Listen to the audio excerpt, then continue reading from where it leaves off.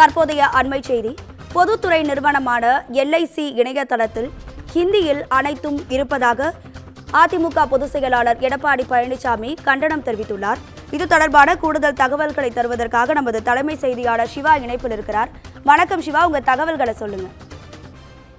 Radhika, LIC இணையதளத்தில் இந்தி திணிப்புக்கு அதிமுக பொதுச் செயலாளர் எடப்பாடி பழனிசாமி கண்டனம் தெரிவித்திருக்கிறார்.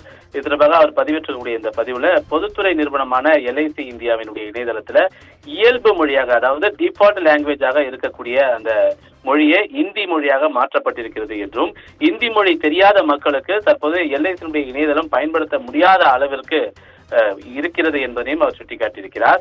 இணையதளத்தினுடைய மொழி மாற்றும் விருப்பமும் இந்தி மொழியிலேயே இருப்பதால் அதனை கண்டுபிடிக்க முடியாத நிலை இந்தி தெரியாதவர்களுக்கு இருக்கிறது என்பதனை எடப்பாடி பழனிசாமி சுட்டிக்காட்டியிருக்கிறார். எங்கு எதில் எப்படி இந்தியை திணிக்கலாம் என்ற முனைப்பிலேயே மத்திய அரசு செயல்பட்டுக் கொண்டிருப்பது கடுமையான கண்டனத்திற்கு உரியது என்று தன்னுடைய கண்டனத்தையும் அதிமுக பொதுச் செயலாளர் எடப்பாடி பழனிசாமி பதிவு செய்திருக்கிறார்.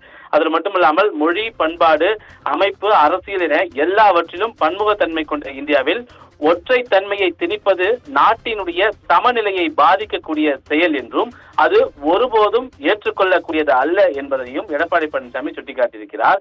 அனைத்து மக்களும் பயன்படுத்தக்கூடிய வகையில இணையதளத்தினுடைய இயல்பு நிலை மொழியை ஆங்கிலத்திற்கு மாற்றவும் இந்தி மொழியை திணிக்கக்கூடிய எந்த நடவடிக்கையிலும் ஈடுபட வேண்டாம் என மத்திய அரசை வலியுறுத்துவதாக அதிமுக பொதுச் செயலாளர் எடப்பாடி பழனிசாமி தன்னுடைய பதிவின் மூலமாக கண்டனத்தையும் வலியுறுத்தலையும் முன்வைத்திருக்கிறார். ராதிகா, பொதுத்துறை நிறுவனமான LICயில் ஹிந்தி எதற்கு என எடப்பாடி பழனிசாமி தனது கண்டனத்தை தெரிவித்திருக்கிறார்.